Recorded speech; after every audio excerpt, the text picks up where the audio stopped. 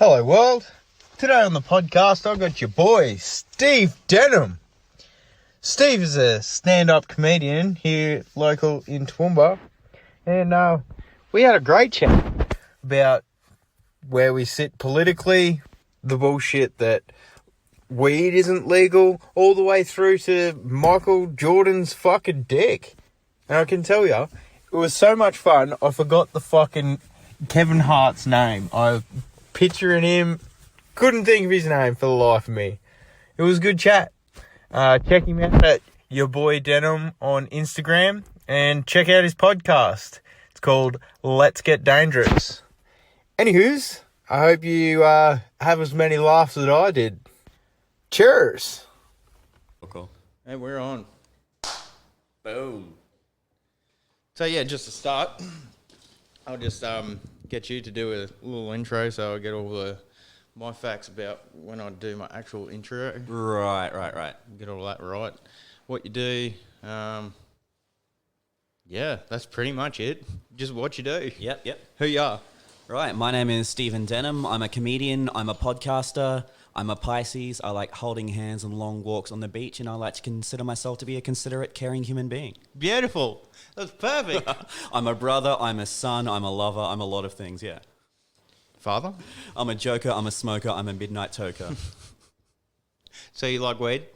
Oh, yeah. I was originally, when I first started podcasting myself, I was like, should I actually be very, very open about that? Because, we all have jobs and whatever, but I don't know, it kind of slipped out once.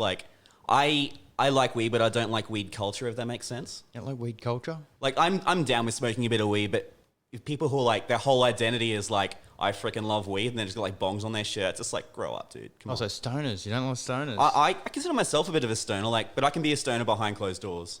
Yeah, I get what you're saying. Yeah. I really do. I think it should be legal. I can't believe it's totally, yeah. not. But anyway, that's... I didn't expect to be getting this political this quickly, but I'm totally with you, yeah. No, me either. Not me either. So anyways, so what do you do for crust? For a crust, I do video editing, I host events, and I'm just about to start in disability support. Disability support? But it's kind of an important job. There's less one-on-one, helping someone throughout the community. It's more just in a facility, doing stuff like video editing, which is kind of how I got the job. I filmed this company's open day, and I think I just made enough of an impression that they were just look, we want you. Really? So just doing stuff with cameras and because I can play music as well, so just busting out the ukuleles and going, all right guys, who wants to play Scarborough Fair, whatever, let's crack this out, yeah. So you're one talented motherfucker is what you're saying. I can do a lot of things competently. Everything except to be emotionally available, I guess. Oh yeah, right. So you're married? No. Not at all. No ring. Yeah. That's good. So you mentioned that you're an organizer.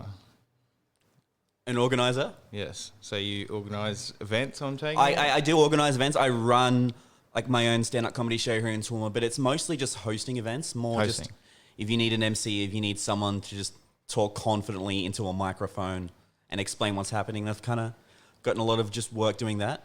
I started at Bar Wonder just hosting this really weird trivia show that didn't have right or wrong answers. You throw out hypothetical questions and you would just talk to people like this non-stop for 2 hours. Really? You'd have those how do you feel about peeing in the shower? And I'd just hit you up with a microphone and we'd talk about it, and I'd riff on what you say, and then maybe the next guy over here has an opinion, and we would just do that non-stop for 2 hours. And just through that, just my name got out there, and things would come up and be oh, I've seen you hold the room together for 2 hours just on improvisation. You can handle saying the puppy parade comes through in 5 minutes, you'll be fine, yeah.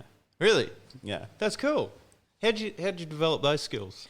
A little bit through stand-up, a little bit through improv, actually, which is kind of a very dorky and uncool thing to say, but...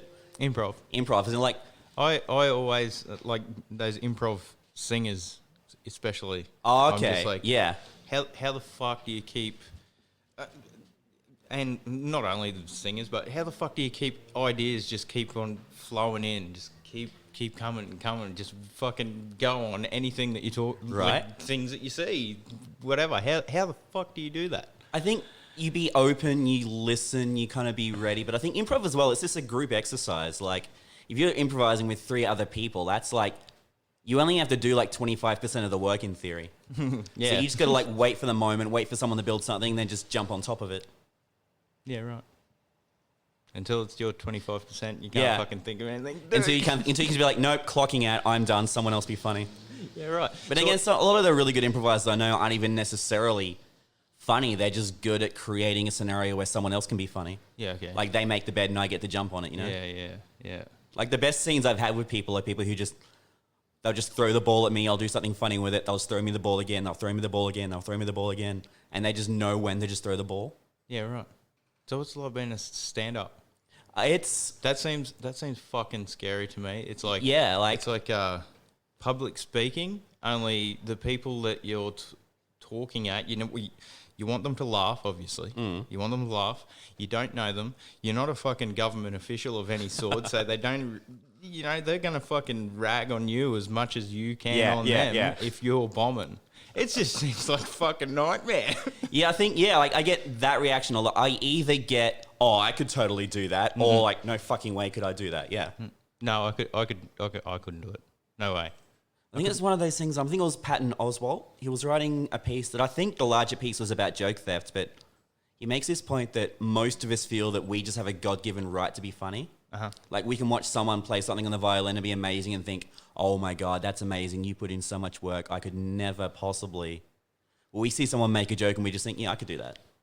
Because everyone's fucking told a good knock-knock joke, right? Yeah. Everyone said something at a party that made someone laugh. Even the most humorless person you imagine has made someone laugh. Even if it's by accident. Yeah. Yeah, I can see that. I could still never do fucking stand-up. Probably, Jesus, even the thought of it. Oh, fuck. Right, yeah. Public speaking. Nah. So you've never done anything kind of public speaking-ish at all? No. Other than at school when they make you talk about the book for 3 minutes? Yeah, that's about it. And what do they call those fucking things? An oral? The oral presentation, yeah. Fucking oral presentation. Anyways, so longest one of them I've done is 5 minutes, and I don't even think I made it. Okay, wow. Anxiety. Through the roof. I didn't even know I had anxiety back then, but that's a different story. Yeah, there's a lot of we never really had those terms when we were in school. We talked before, we're kind of a couple of years apart, but we're not that different in age. We probably both grew up in an era where obviously these things exist, but we didn't call them anxiety or depression, especially when we were teenagers. Stop being a sad cunt is what we used Yeah, basically, yeah. Yeah, man, I grew up in a small country town. I got my fair share of harden the fuck up. Where you from? Pittsworth. Well, not from there, but if you've been to small country towns, you know the difference between living there and being from there, yeah. Well, a lot of people call this place that we're in right now a small fucking country town. Oh, yeah. So. I think it's relative. I think coming from Pittsworth, I get why people... this place is huge. Yeah, it's I get why people rag on Toowoomba, but I'm also no, this is still a huge upgrade for me, so yeah. Yeah, right. Yeah, cool. How'd you get to start stand up? Stand up? One, just wanting to for a long time, but I think being in Toowoomba, not really seeing the pathway. This is why I was asking, because I hadn't, there's been a couple of shops, Bonamici's, used to do open mic. Oh yeah, I used to run that. That was a whole experience. Oh yeah? Oh, it was fun sometimes, but I think it kind of, it went on too long, and it kind of got to the point where, I don't want to rag individuals, but it was just the same couple of people just doing the same couple of things, and it wasn't growing, and I wasn't getting paid, which is a whole other thing. Oh, yeah. There was just this point where, I had minus $80 in my account and they owed me over $1,000. And I'm just politely sending emails going, please pay me. Politely? Yeah. You don't need that politely shit. Fuck. Oh, you $1,000. Right, yeah, it's kicking down the door. It's where's my money? Fucking start taking liquor off the shelves and shit. How did I get started? I went to uni. I went to did a creative arts degree. I was doing media film stuff. In my last year, the ABC was coming through for a week and just filming all their shows. Okay. So I got to do work experience for that. I got to do work experience on Q&A. And during the day, because the guests don't arrive until right before the show, they would just normally mic up crew members and do a fake Q&A to set everything up. Okay. And because on this particular day, they had a whole bunch of work experience kids, I got to just go out there and be on the fake panel. I was the fake shadow agriculture minister.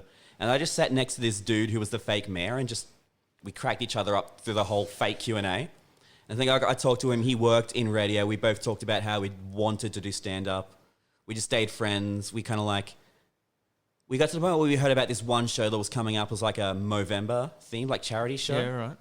And we kind of just resolved like, okay, that's a couple of months away. If we put in the work, we could do that. So we just all, him, me, and a couple of other guys, we'd get together once a week. We'd smoke a bit of the devil's lettuce. We'd compare stuff we'd written. And it was good. It was friendly. It was like, there was no one expert kind of like leading it. We were all coming in as equals.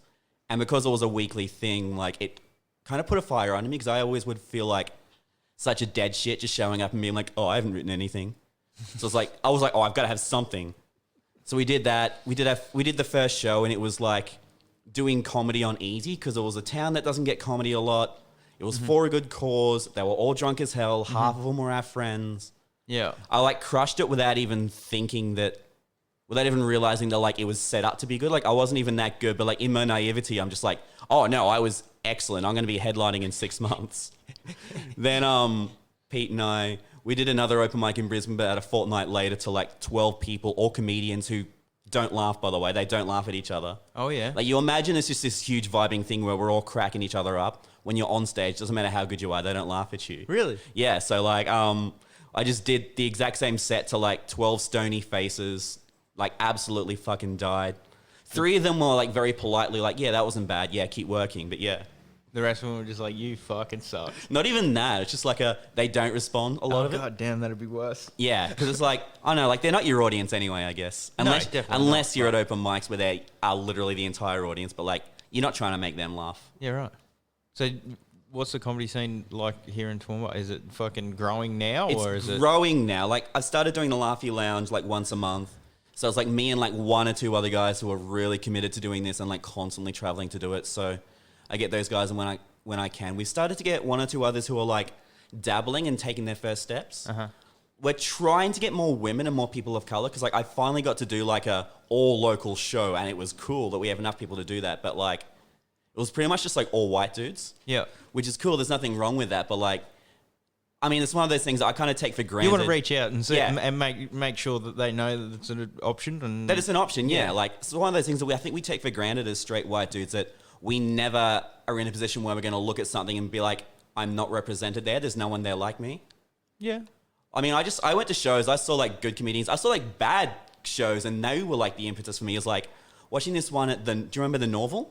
Yes. It was like a gig, like a band show, but they had comedians in between. And because it wasn't set up for comedians, they all failed miserably. And I'm just like watching these people die and be like, fuck off, I could do that. Yeah, right. Yeah, right.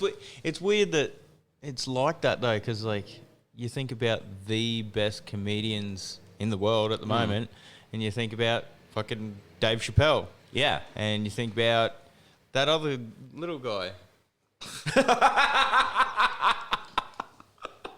The other little guy that's always with The Rock. Kevin Hart. That's him. Oh, God. And you think about Kevin Hart. And it's just fucking weird that it's like, it is like that down at a base level. Like, yeah. Like you're saying. But then also... But I think also we're not a capital city as well, which makes it even harder. Not. Yeah, for sure. But then to go with what you're saying, you look at comedians in Australia, you got the Bart Smart, Friendly Geordies, like him or not.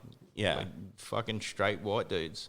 So what you're saying is very relevant, I think. Yeah, totally. I think especially like I'm the only game in town at the moment. So if I'm not at least trying to make more of an effort with representation, it's like I'm saying that women don't do comedy. I'm saying people of color don't do comedy. So yeah. How do you get people in? I mean, from out of town, it's easy. Like we are so ruthlessly ambitious that like, if I could just joke that I'm putting on a show in a public toilet and like 7 comics would hit me up being like, oh, can I get on that public toilet? But I think getting it local is a lot harder. Like I said, like a lot of people just think, oh, well, there's no comedy here. Even if I want to do it, there's no pathway for me here. Even if I do get on the 1 show a month and start to do well, like what's next? So you have to travel straight up. Yeah, you have to travel. You have to grind. You have to do like, if you are really committed to this, there's a lot of just doing small crappy shows that you don't necessarily want to do to like be polished and ready for, I guess, the quote unquote good shows. I think there was a point last week where I was in Brisbane for like 4 days, and it was just like tiny little like place in South Bank on Thursday, tiny place in Wynnum on Friday, just so I was like sharp for like the good show I wanted to do in Ashgrove on Sunday. And like that was the one I cared about. That was the one where like there were tickets and money, and how much I got paid was contingent on how many people came through the door. Yeah. So I did these other smaller things for free, like one to like I said, literally it's just other comedians. Wynnum is a shout out to James Hands, but Wynnum is either hostile or like indifferent. There's no middle ground. Really? Like, yeah. I've gone on the stage in that place thinking, will I get punched tonight? It's insane. Oh, Jesus. Yeah. Oh, Jesus. It's kind of like you have this image in your head of a comedy heckler, just these obnoxious drunken assholes who are being like, oh, you're shit, you suck, whatever. It doesn't always happen like that. But then you get to Wynnum and it does fucking happen like that. What's the worst thing that's ever happened to you while you've been on stage? While I've been on stage, or that you've seen even. Oh, No, we'll go personal experience. personally, first. just one guy in particular one night. I was the last performer on, which isn't the same as headlining. Headlining is like, you're Dave Chappelle, people have come to see Dave Chappelle. But I just happened to be the last act on the lineup.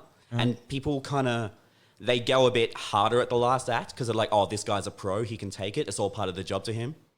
So it's just this one quite large man in particular who've been kind of giving it to everyone all night and they've been trying to ignore it. Yeah, right. Because I was also like the most experienced person on the lineup, so I just started giving it back to him. Yeah, and let's just, go. That was going to think be my next question. yeah. Did you fucking roast him? Oh, totally. I told him that he had I only see my kids every third weekend energy. Yeah, right. And he just kind of like pauses for a second, scratches his head, and is like, oh, I don't have kids. So clearly I lost that one. But he kept he would, after a couple of minutes, he'd leave.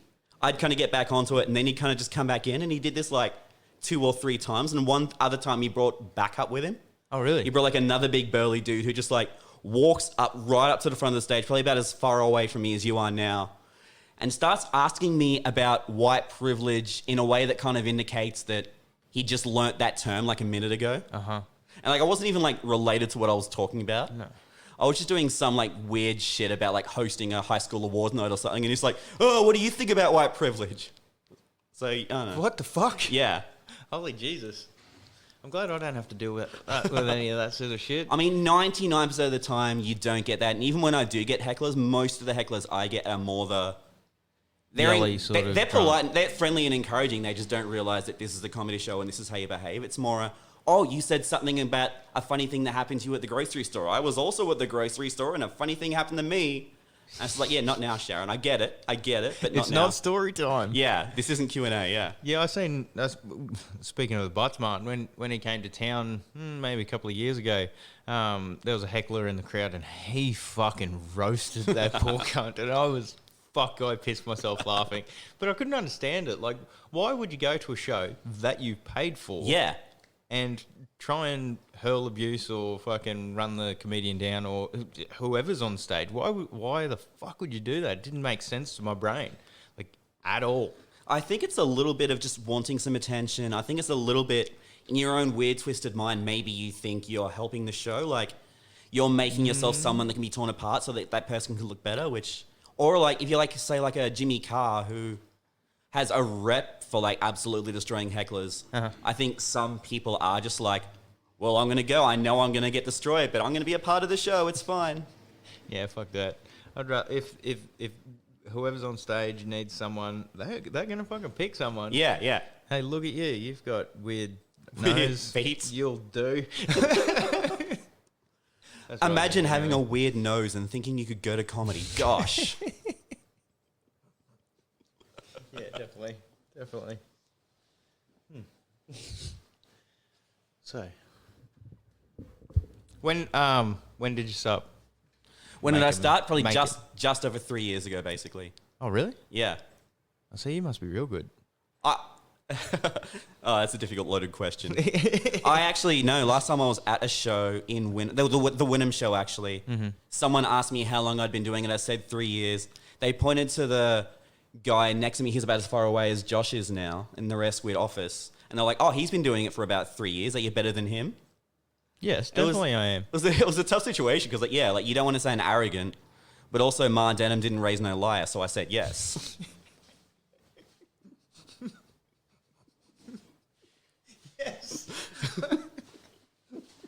It's like if I say no, he will think I'm weak. He will hold it against me for the rest of my time here. And he has that over you forever. Yeah. Forever. But then, like, you say that, and then you could go on and absolutely bomb that night. And he's like, funnier than me, huh? Yeah. How'd coronavirus treat you?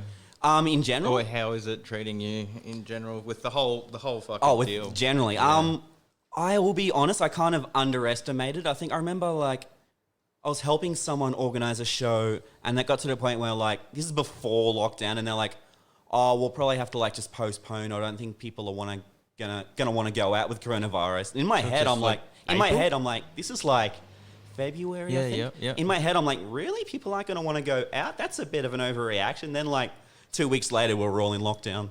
Yeah, I remember thinking the same thing. I was actually in fucking Fiji when that happened. Oh, okay. A couple of podcasts ago, I started this story where me and my family went to Fiji, the whole family. Yeah. And,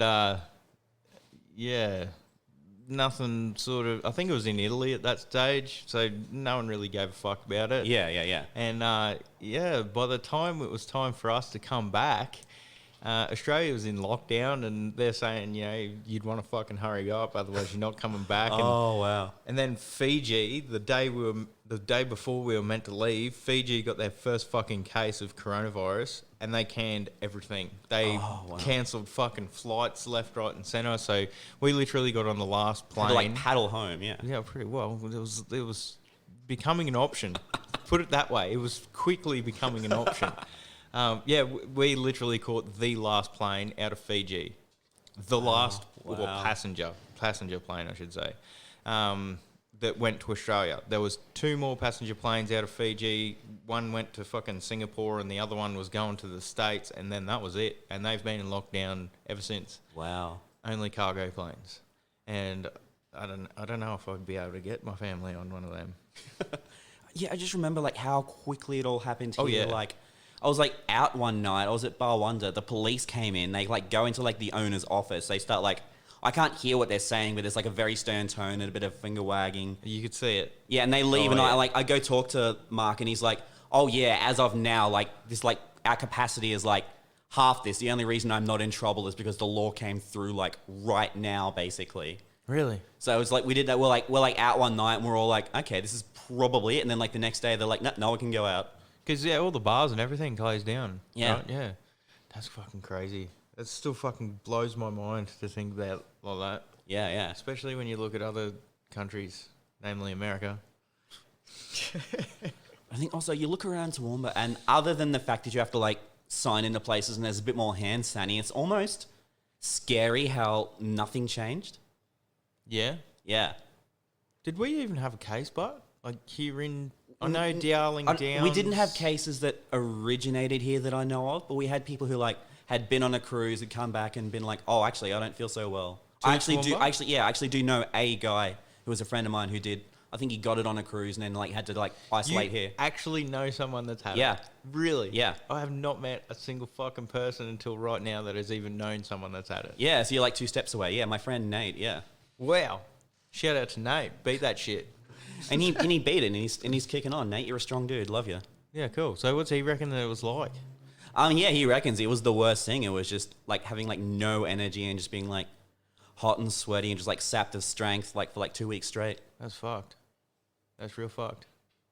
So yeah, going back to like the lockdowns and all the fucking bullshit that's been implemented, how are you going with it now? Like with the what do you call it? Laughy Lounge. Laughy Lounge. Yeah, Laughy Lounge. It was, I mean, like a lot of people, like venues closed and like 90% of my business is in venues. So yeah, I was out of work for a while, but I think Bar Wonder, they were really cool. They wrote me some really nice letters for Centrelink and be like, "Oh, he's a good dude. We love him. We only put him off because we kind of had to.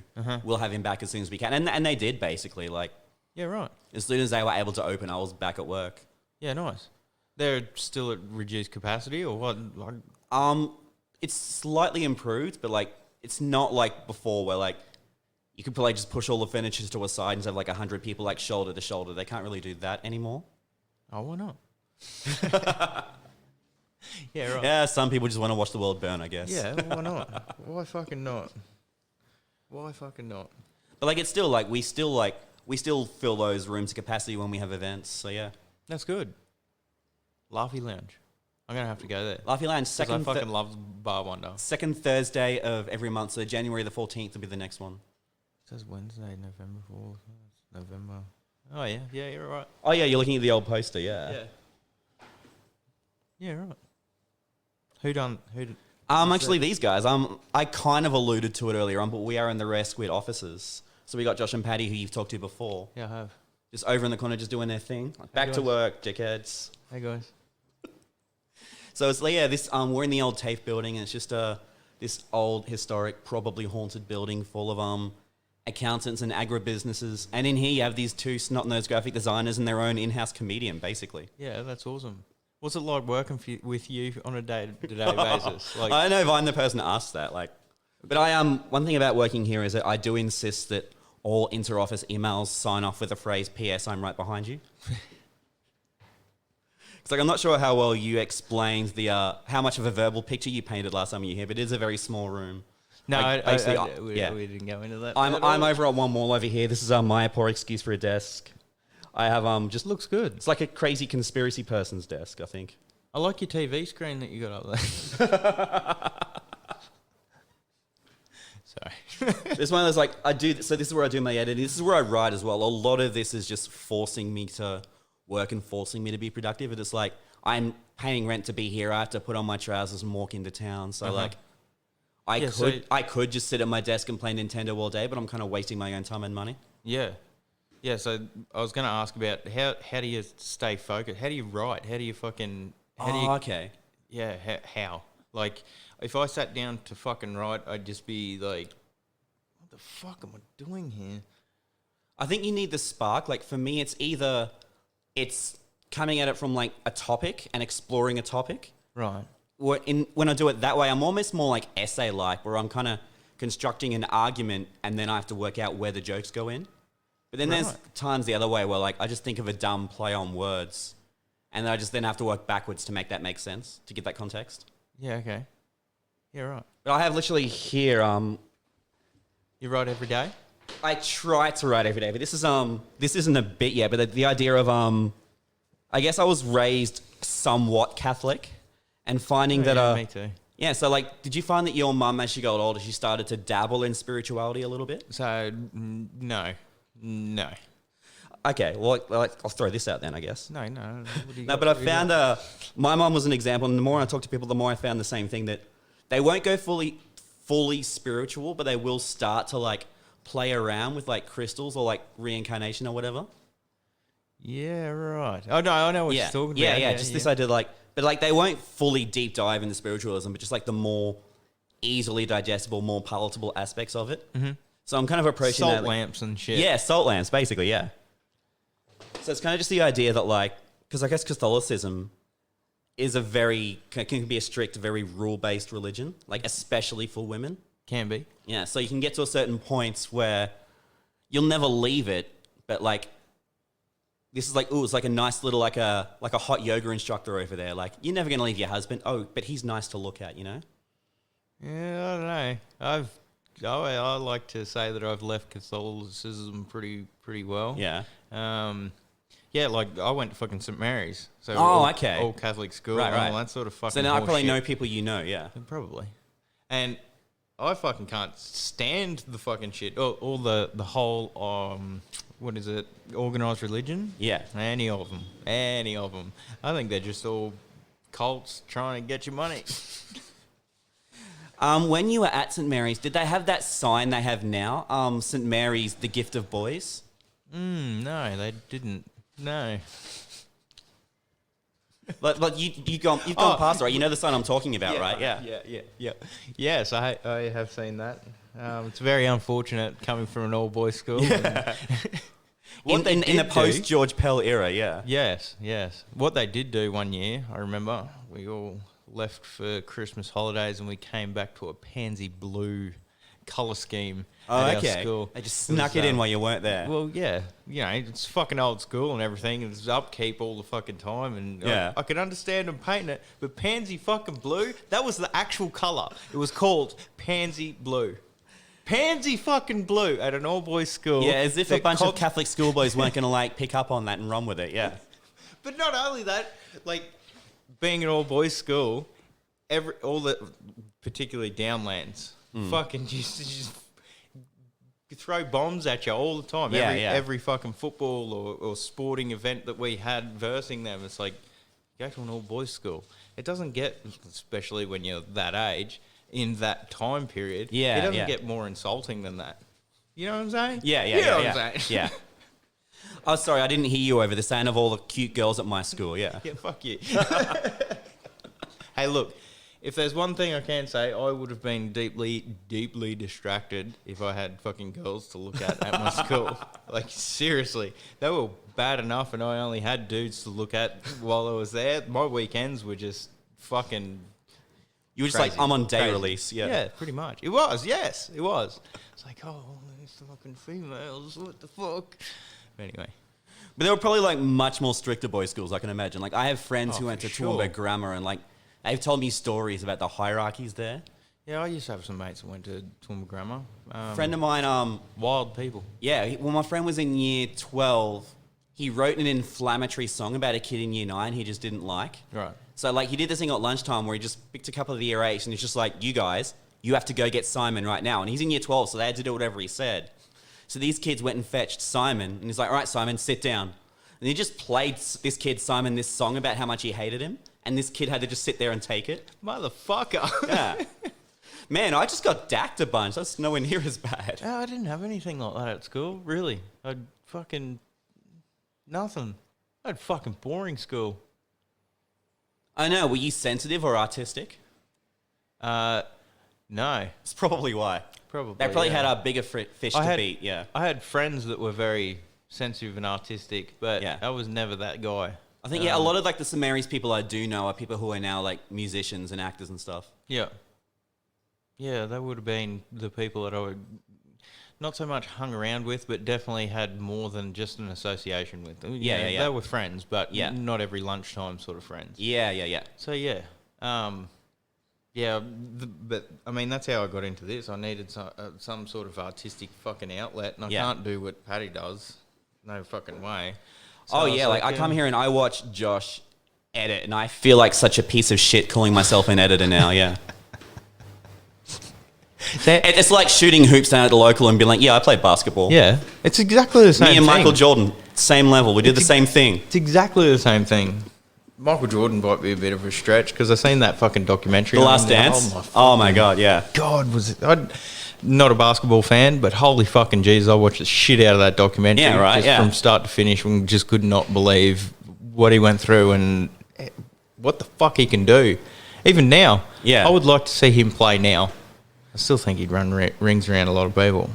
I don't know if he could do 82 games of an NBA season, but if it was Probably like not. like a special attraction, like for like a 6-game run, Michael Jordan just comes in. Like, I'd love to see that. Do like a, what's their names, Tyson and fucking Roy Jones Jr. type Yeah. thing where they get the legends all back and have Yeah, him and Barkley can go one-on-one, Yeah, why not?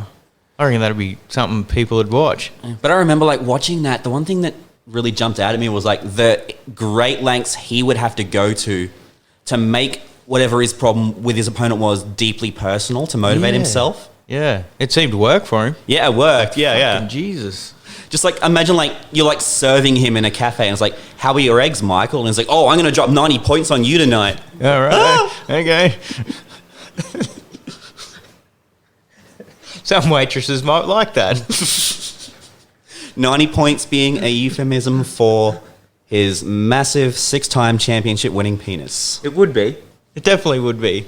He'd be one of the original BBCs.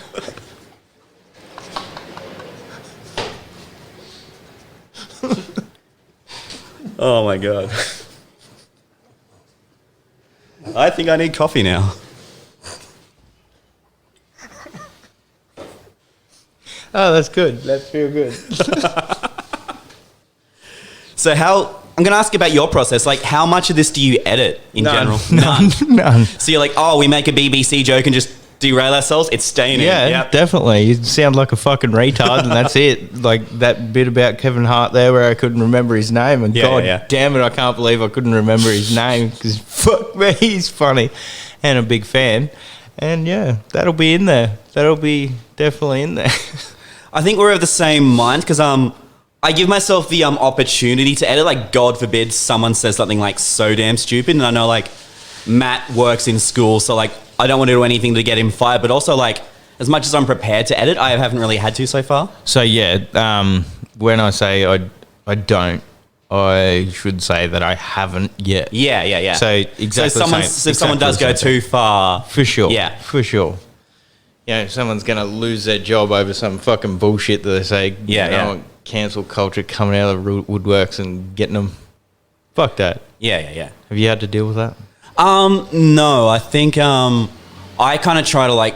I believe enough in my own personal responsibility that I try not to say things like that anyway, even though like in a live unscripted conversation things can happen. But yeah. I think our podcast is so tightly wound and is so just like meat, content that I don't know, you're probably just not going to go down those paths. Mm-hmm.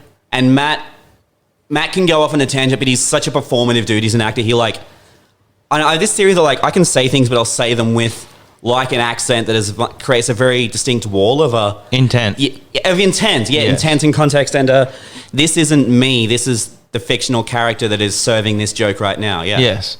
Yeah. I believe in intent and personal responsibility quite a lot. Yeah. And I think it plays a big part in everything, not just fucking one-on-one conversations, but I mean everything. Yeah, totally, yeah. If the intent's there that you're trying to be harmful, then fuck you piece of shit. But yeah, exactly. If it's not there, if it's a joke, and quite obviously a joke, then why the fuck not laugh about it? I think it's a question of, I guess, targeting as well. I think it's one of those, I guess, we're straight white dudes, we're rarely ever going to be denigrated for that, even though, like, how do I put it? I guess we've never been... We're the least marginalised group, as much as some people would like to say that now we are marginalised. Oh, yeah. So, yeah. I've actually spoken to people that think that we have the least rights of anyone anywhere in today's age. You know, we're not allowed to say anything about anything. And I'm sure there's fucking circles where me and you would be fucking stomped into the ground. Yeah. There's no doubt about that would exist. But... in general, I don't think that's true at all. Exactly. And in comedy, like you get these people who will just, they don't even have jokes. They will just make right-wing talking points with the timing and cadence of a joke, and then no one will laugh, and then they'll be like, "Oh, that's political correctness gone mad," and it's just like you're just not funny, dude. Nah. Yeah, I don't really have a home, I guess, when you talk about politics. Like, yeah, I think personal position is kind of nuanced as well. Like, not everyone. Yeah. Is very neatly left wing or right wing. Sometimes some people are. Yeah. Some people are but very. I think I guess it's totally possible to say lean to the left on, I guess, ethical issues, but say lean to the right financially or fiscally or whatever. That's pretty much how I am. If I had to put a label on it, it'd be like libertarian-ish. Okay, yeah. Because I believe that it's like your own personal responsibility to look after yourself. But right, yeah. At the same time, it's like... I do believe that there should be some, fucking public health and the fire brigade and all these socialist, I guess you could call them. Fuck, I hate that word. But anyways, sort of ideas, I think they're important to, especially a first world country like we live in. But then, when it comes to business and stuff, like fucking right-wing politics seem to have that dialed in, right, to a certain extent. Maybe not so much with the environment and all that sort of stuff. But I mean, so I don't really have a home when it comes to and it's tricky if you don't neatly fit into one of those camps as well. You probably right. I imagine you probably cop it from both sides at some point or other. I don't comment on political stuff on Facebook because it's just, I don't know, it seems, even when I read it back to myself, it's like, where the fuck are you standing on this issue? And it's just like, I think what you are saying is fucking ridiculous, but I don't want it to swing all the way to the other side because that's equally as ridiculous. And you find yourself in a position where like one side hates you for taking a stand, the other side hates you for not taking enough of a stand. Yes, quite often. And it's usually with legalizing drugs. Oh, yeah. So I follow, on Facebook, I follow some quite left-leaning people when it comes to drug policies because they seem to have that dialed in. Yeah. They bring up any other issue that I don't really agree with, and it's like, why are you on this fucking page? Because I agree with the main issue that you sort of target, but it's like we both agree that we should free the weed, dude. Come on, free the weed. I think, but I go further than that. I don't think that any psychedelics should be illegal, and I think that every other drug should be decriminalised. Right, yeah. That's my point of view.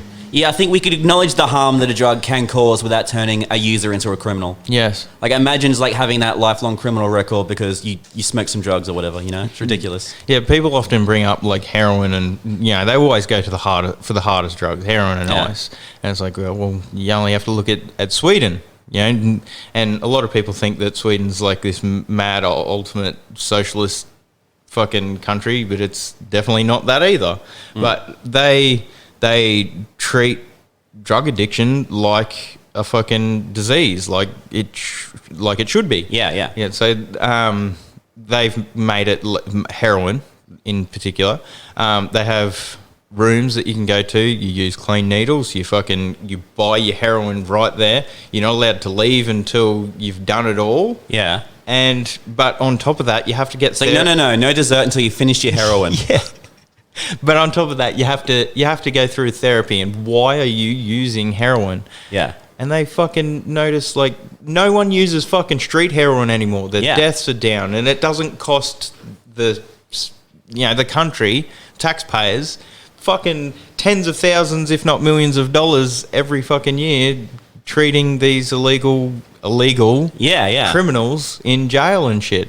It's like in Utah, there was this experiment where they kind of realized that with, say, like the homeless problem, that they spent more on basically just like legislating and like criminalizing and dealing with the homeless problem than they would, I guess, housing a homeless person. Yes. So I talked to a lady, her name is Tiffany Sparry. She works for the basement here in Toowoomba.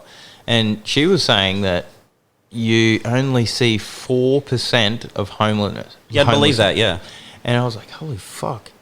I actually see it here in Toowoomba. Yeah. And Australia, while probably not the best, has a pretty good track record with homelessness, and I still see it.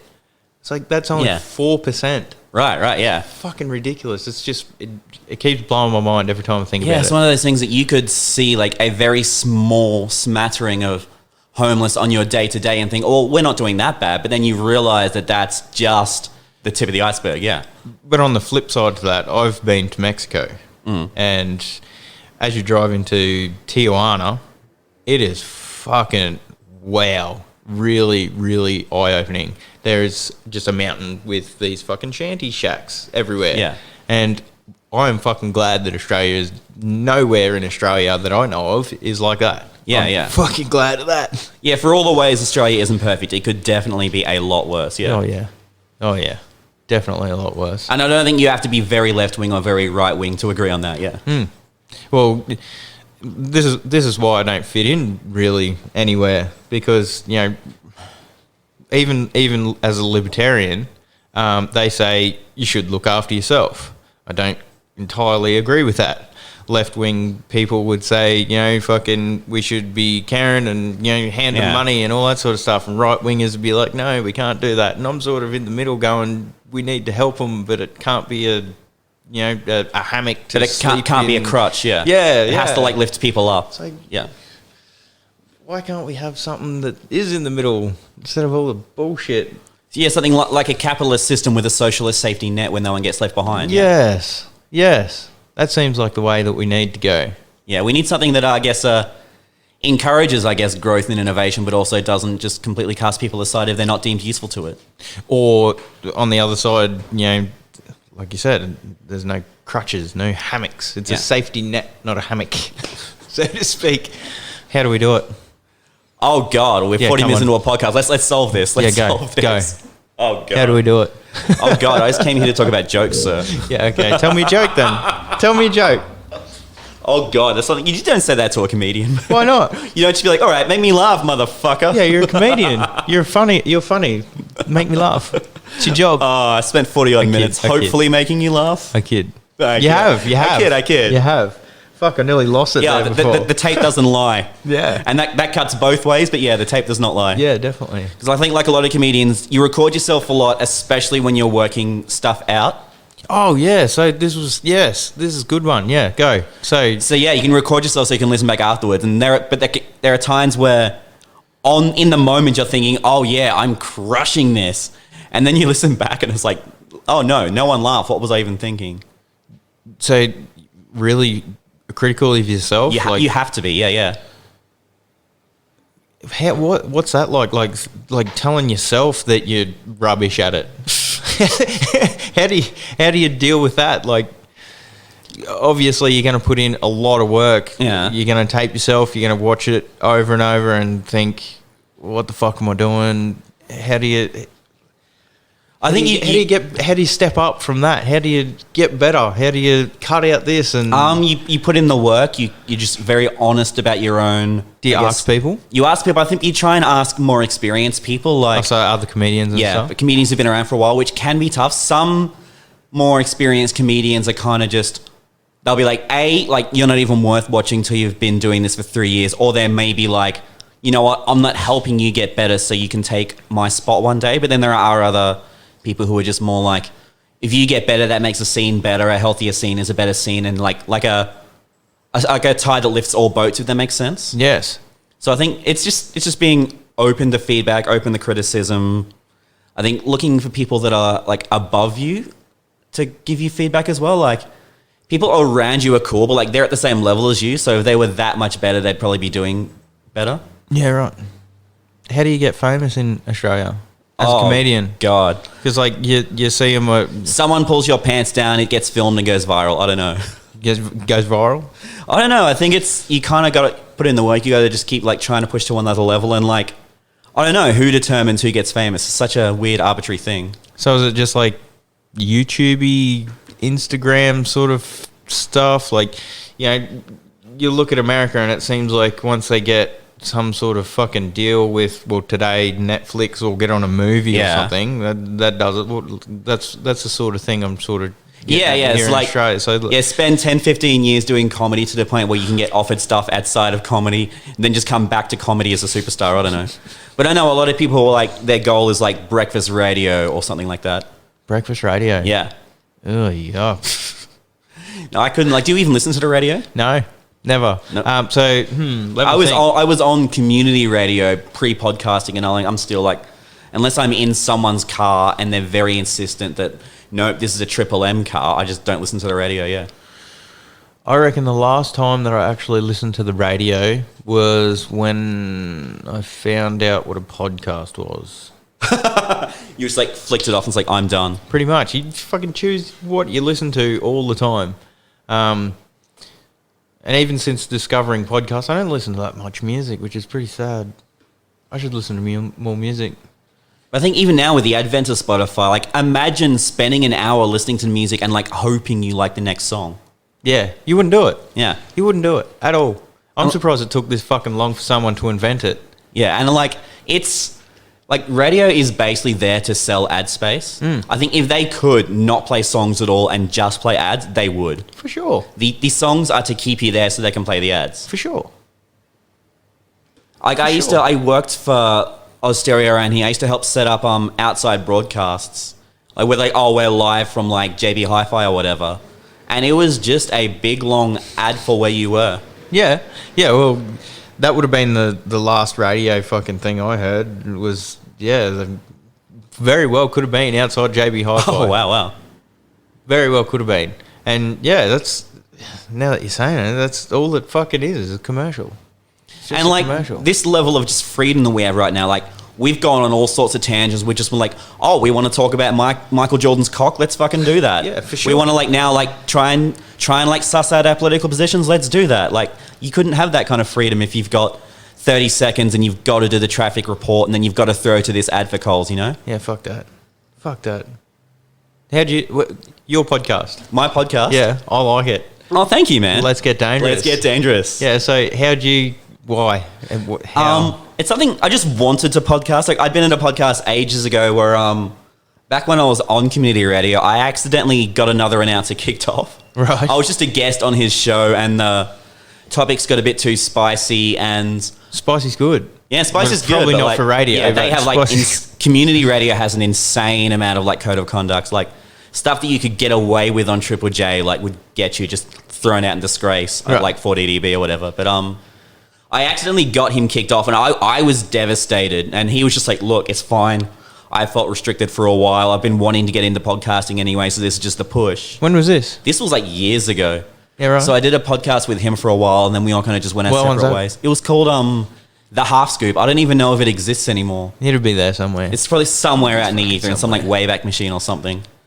But then I wanted to do it because I felt like as I was getting into comedy, it would be something kind of complementary to that, and it'd be another way to like build a following and another way to just have the conversations I want to have with the freedom I want to have. So I had a couple of attempts, and it never quite happened. Then I pitched this idea to Matt, who I've known for years. Mm-hmm. He was like insanely in, and having like another person.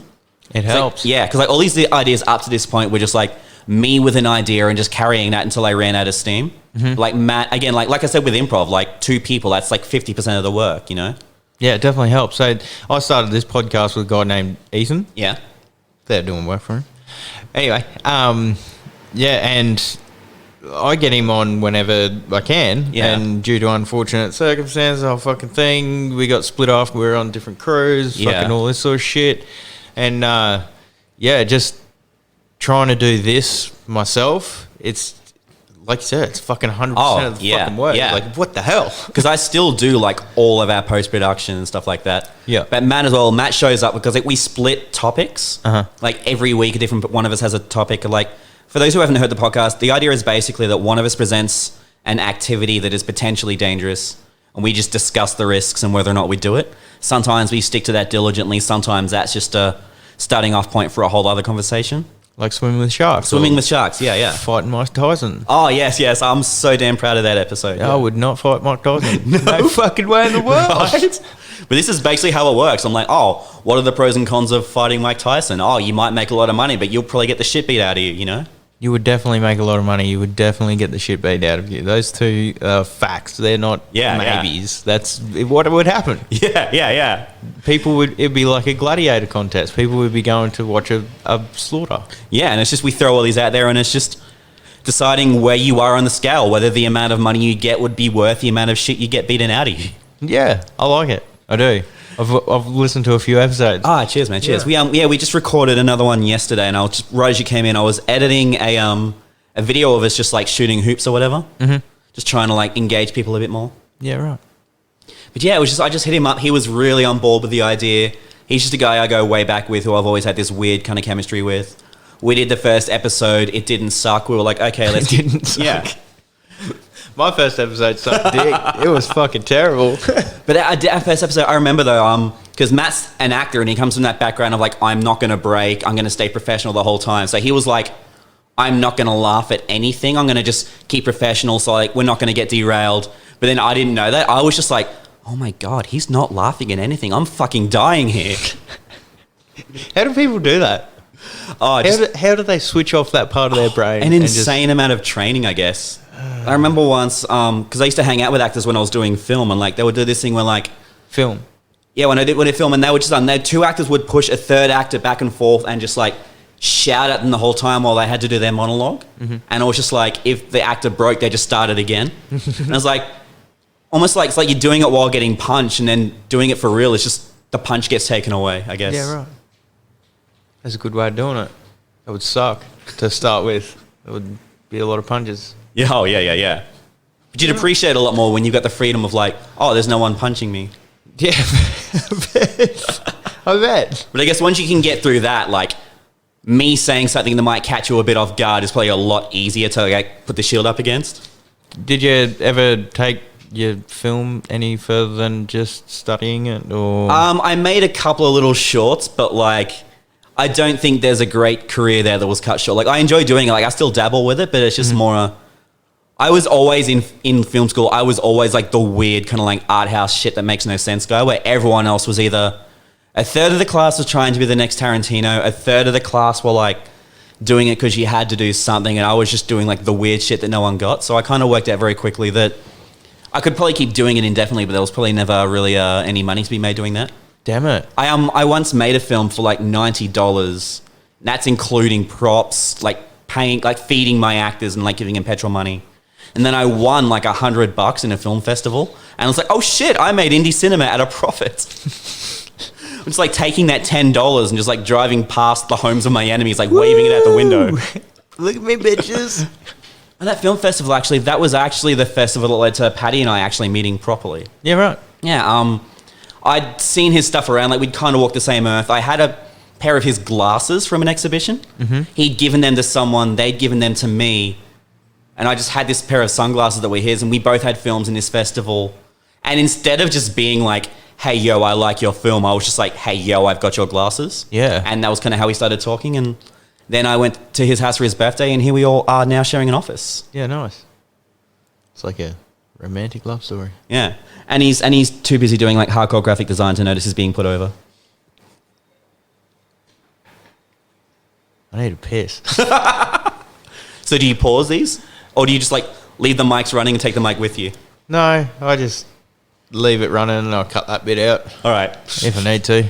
Depending on how long I'll be. If you can't like edit it in a seamless way, you kind of just acknowledge like, well, I had to take a piss, but I'm back. Yeah, no, I don't even do that. It's just like, chop.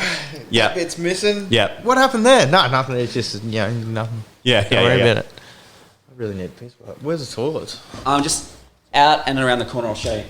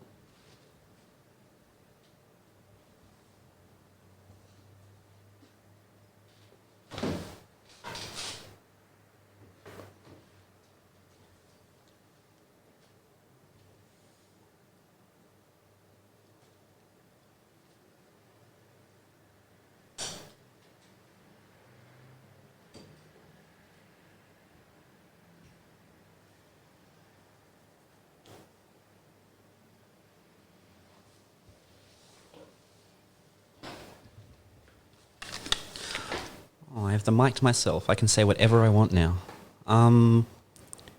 Penis. Feels good, Josh. I said it. I'm not going to apologize for it. Taking the word back.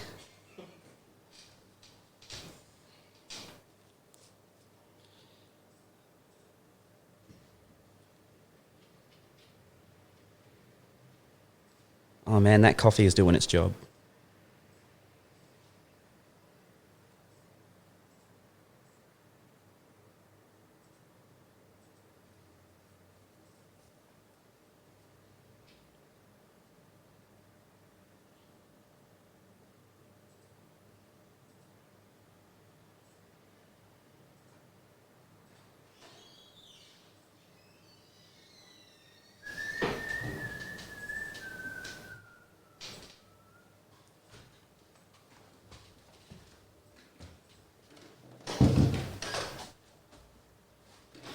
All right.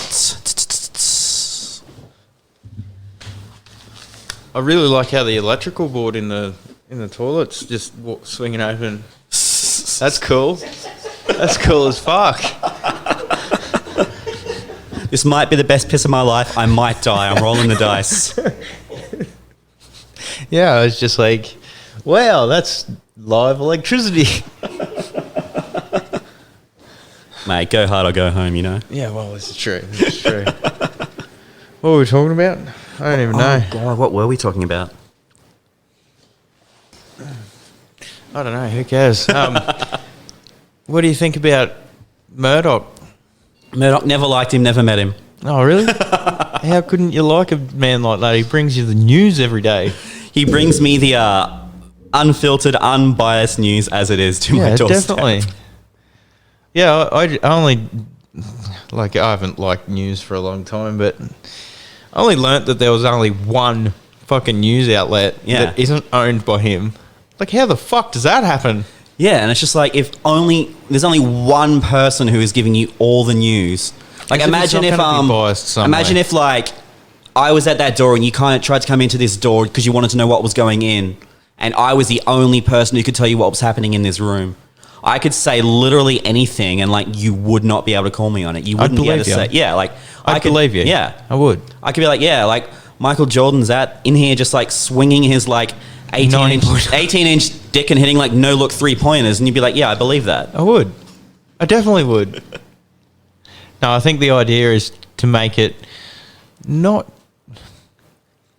You got to make it believable. Yeah. It can be crazy, but if you deliver it in a way where there's two crazy things on either side of that, the crazy thing that you want people to believe... Oh, yeah. Cover the lie with a bigger lie. Yes.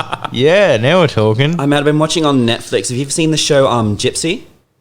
No. It's got Naomi Watts and Billy Crudup. She's a therapist. Right. And she kind of she starts crossing all these lines, taking like a really absurd amount of interest in like her clients' lives. But like it's constantly, they're breaking down like the theory of lying, like how to lie, how to spot a lie, how to get away with a lie. And it's so interesting. It does sound interesting.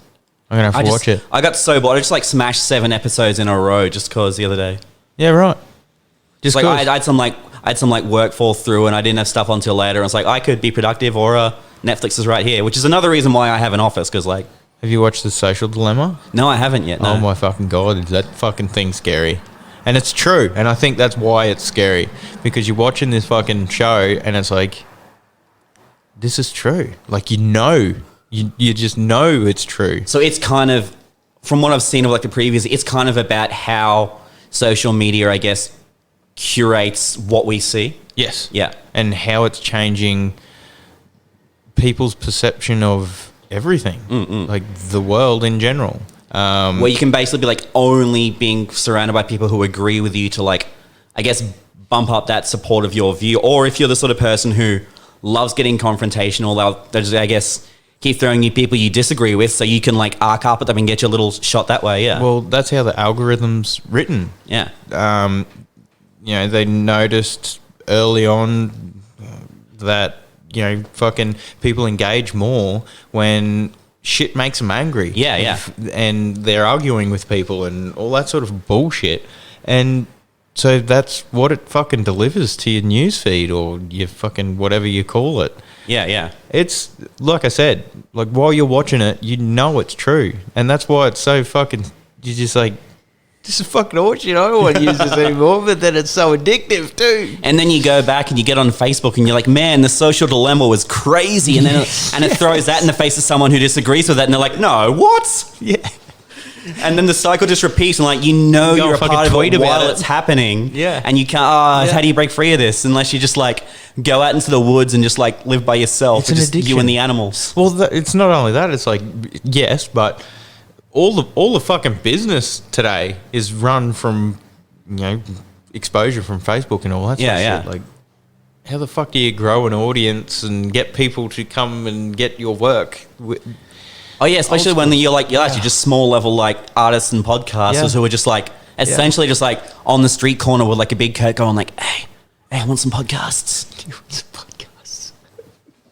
I'm just imagining just like, I miss those guys. Oh, there's like really. Oh yeah, like they just sold all their like shitty like counterfeit watches, and they're just like they're all living on islands now.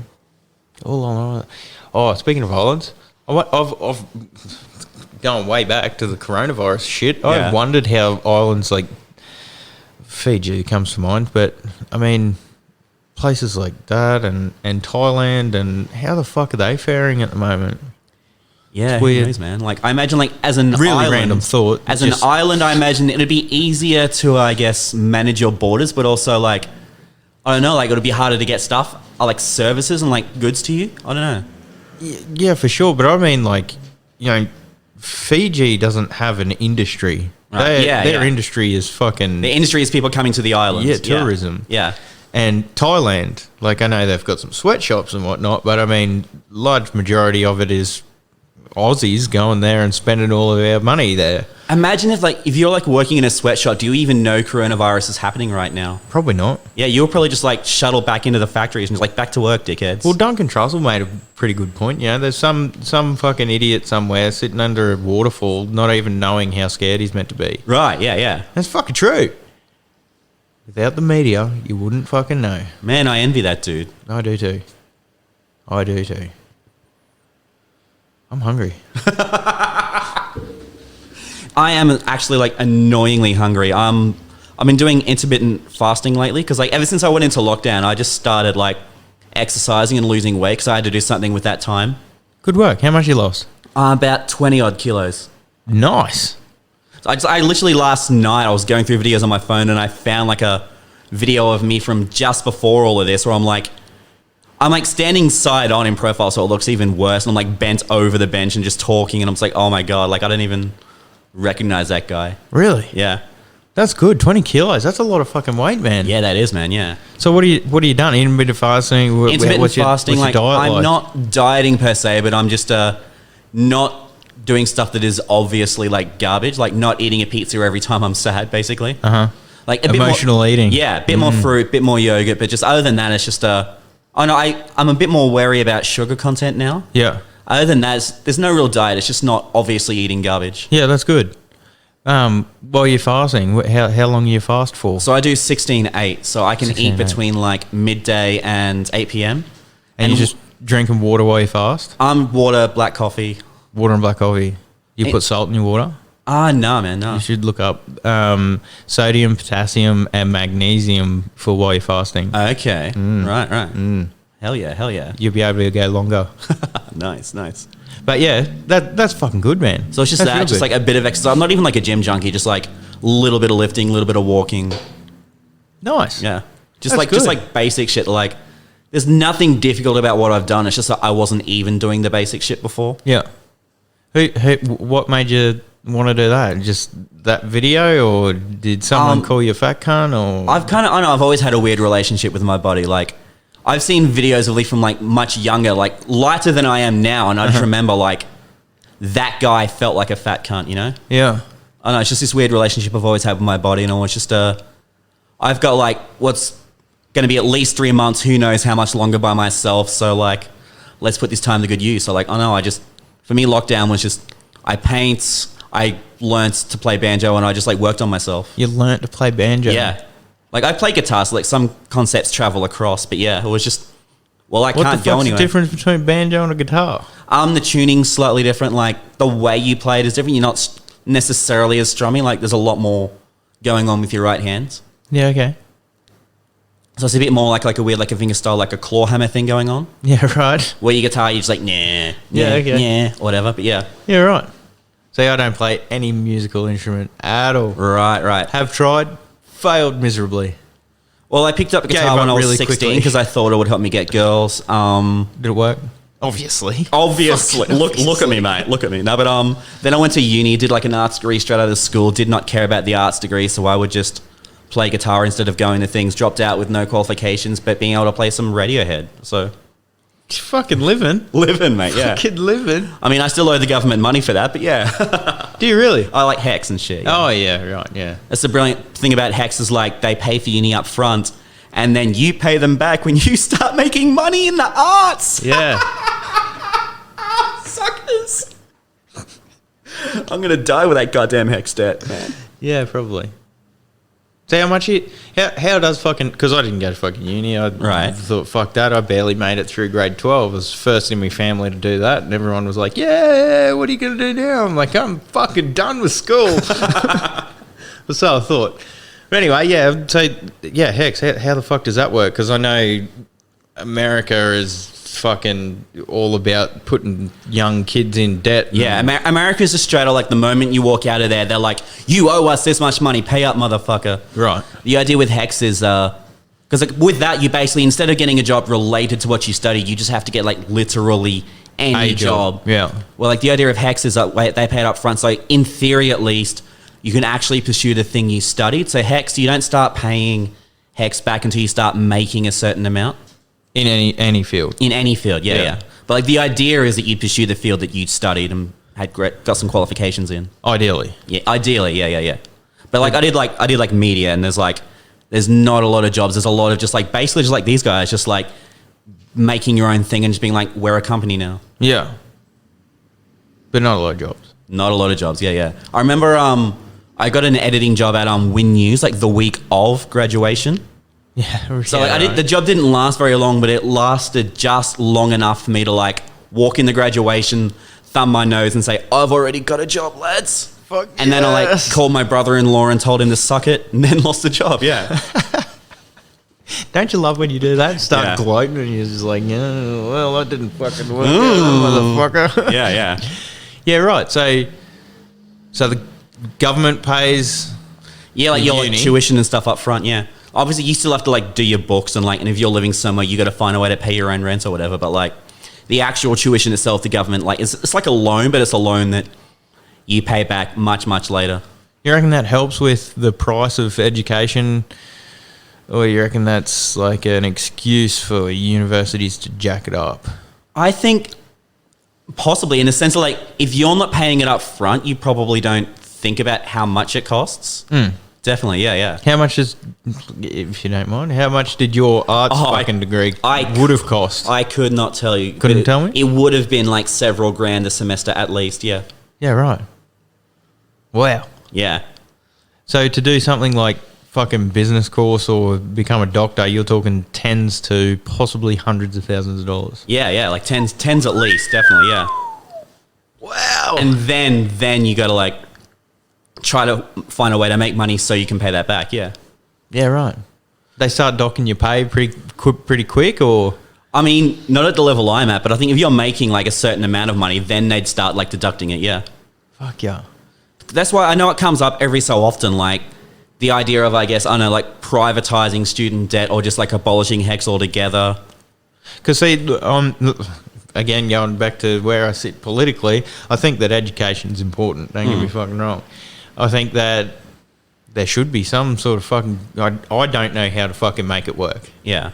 Smarter people than me do that. But, yeah, like I was saying, does having the government basically being a guarantor, or basically your parent paying for you, and then you pay them back, is that just like creating a massive gap, hole? I don't know, an opportunity, I guess you would call it, for universities and education in general to jack up the prices. And I don't know, if I was in education's position, I would definitely be jacking my prices up. The government's going to pay for that? Yeah. Yeah, I would be. Oh, yeah, someone is just like going to bed tonight on a sweet bed of government money, yeah. Yeah, for sure. That's the way I look at it. I mean, But I think could the be alternative completely is wrong, a situation where, like, I don't know, you're kind of like limiting access. If people had to pay up front, then yeah, like universities would have the to be... rich people would get in, Yeah, right? universities would have to be more competitive in their pricing. But it would lock out a lot of people. It would. And this is why I don't know how to make that work. Yeah. But I know like USQ as an example, like they will make a lot of their money up front from, I guess, international students who aren't, I guess, able to get HECS. And I guess it's one of the things, because I was doing creative arts as well, which is like obviously one of the least profitable ones in terms of return. But I also feel like the money that they would make off engineering students and medical students or whatever means that should be able to support the arts degrees and the creative arts degrees. Yeah. And like, especially creative arts, that's not something that educational institutions should be looking at in terms of a return of investment. Yeah, so not trying to trash your degree or nothing, but what do you get with an arts degree? Like, what jobs do you... Oh, man. Well, I got a creative arts degree, so even we make fun of art students.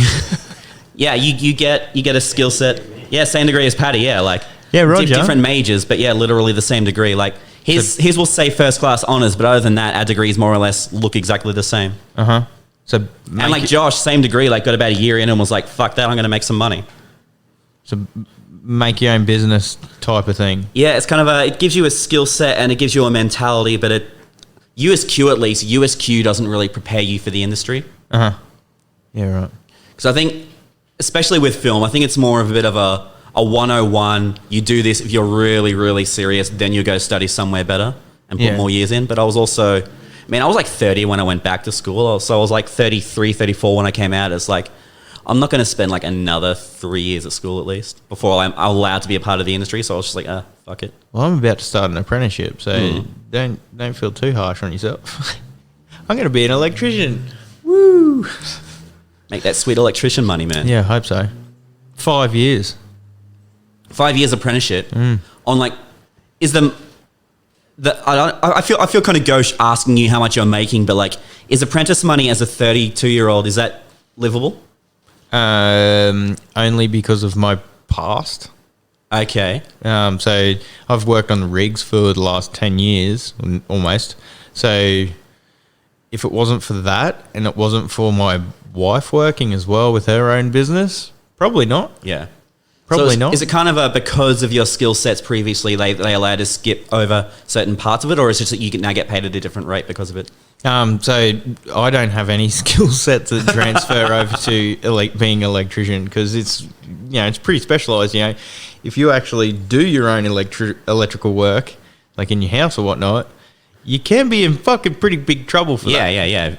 So yeah, there's Just don't live blog yourself doing it. yeah.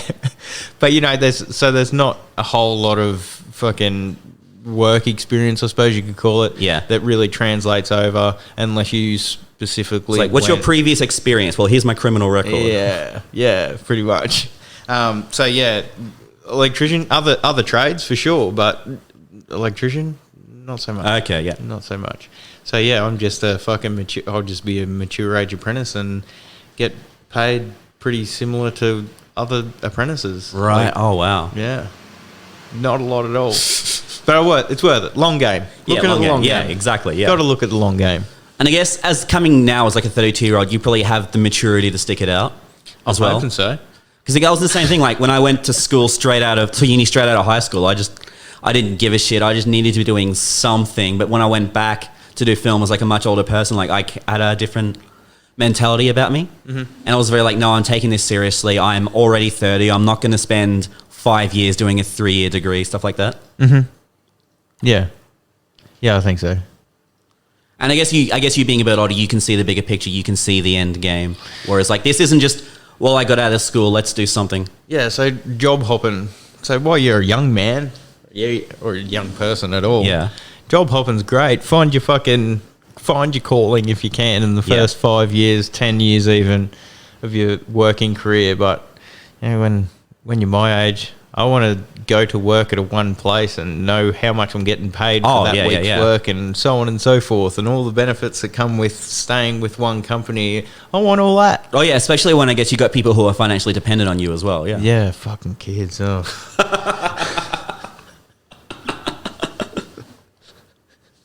Bloodsuckers. Oh man, I love kids. Do not want them, but I love them. Yeah. No, I love my kids, but they definitely change everything. Yeah. And make everything harder. I mean, yeah, like the fact that, like I said, I just spent 4 days in Brisbane just cause doing garbage shows where I wasn't getting paid to prepare myself for the one show where I got paid like $50. Like, if people were relying on me to like put a roof over their heads, there's no way I could do that. Yeah. Yeah. So like we have to get in the car to go to school every morning, and it's like 8 o'clock. Get in the car. 8:20. We're in the car for the first time. Yeah. So yeah, they definitely change a lot. Everything actually, they change everything. Yeah. But it's good. So how old are your kids? 9, 6, and 2. Oh, 2. Okay, yeah. Like the 9 and the 6, they have some concept of like time and scheduling at least. You would think that. You would be wrong, but you would think that. Oh yeah, like one of like the worst things about becoming an adult is realizing how much of a selfish, shitty child you were. Or time schedules. Yeah. I've found. So like this morning, got in the car to come here. I was like, man, it's an hour and a half away. I don't need to fucking leave yet. So I went and done something else, and I was like, holy fuck, I'm gonna be late. But no, it was good. You were early in the end. Yeah, I was. You said 11:30. They ended up being like an 11:30 start. I thought 11:30 meant 11:30 you turn up and we talk shit for half an hour while you set up. But yeah. Me too. Didn't work out that way. I'm used to having kids, man. Yeah. That's what I'm talking about. Yeah. You know, if the kids were there, it would have been me getting in the car at 11 and, well, probably not getting in the car. I would have told them to get in the car at 11. Yeah. And then 11:30 I would have left home. Have you tried if you want them in the car at 11, tell them to be in the car at 10:30? Yeah, that doesn't work. It don't work. It's not that easy. So like these people who have like no respect for your time and schedule are actually like alarmingly smart. Yes. Like they know when you're trying to trick them. That is the worst part. It's like, you're only 9. Yeah, they know they're doing it. Yeah. Fuck? You're only 2. How do you know? Yeah. Yes, it's like, definitely. I'm mad. It's like I didn't even go to uni and yet somehow I've raised 3 evil geniuses. But they're all like that. The whole lot of them. Yeah. It's not just mine. Like, there are no dumb children. They are all brilliant. In some way, yes, definitely. Yeah. I've met some dumb kids, but... They know how to fuck with you. Oh, yeah, they do. They know how to take up your day and waste your time. Easily. But anyways. Oh, we're all going quite well today. It will be a shame if I was to throw up right now. Ooh. Yeah, that's another thing. You'll get there. You'll get there. You'll definitely get there. But anyways, I'm going to go home. No worries. It was good to see you, man. Thanks for having me. No, thanks for coming on. So do we like the audio handshake now? Yeah, sure. Let's do it. Up, down, up, down, up, down. We're socially distancing handshake, that one. Yeah. So, yeah. Our hands didn't touch, guys. It's fine. Thanks for coming on, though, mate. No, dude. Thanks for having me, man. Yeah, sweet as. Thanks for listening to the podcast, guys. Don't forget to like, subscribe, check out the YouTube, do the same thing there. Come on to Facebook and like and all that sort of good shit, and tell your friends about it, and keep it real.